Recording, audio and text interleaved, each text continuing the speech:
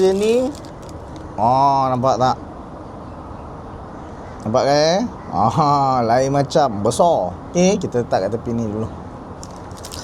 Selain daripada tu, kita ada keropok yang dia bagi. Okay, ni keropok dia. So kita kena buka dulu keropok dia.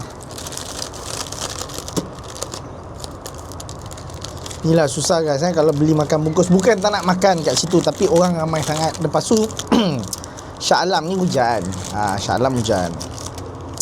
Jadi kita pun ambil pendekatan ramai sangat kan. Jadi kita pun bungkus je lah.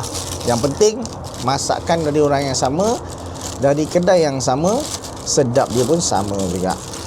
Okay, so kita mulakan dengan ni. Bismillah.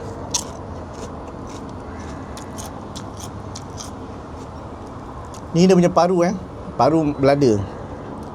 Okay, paru belada dia potong dadu-dadu besar macam ni. Dan dia lembut.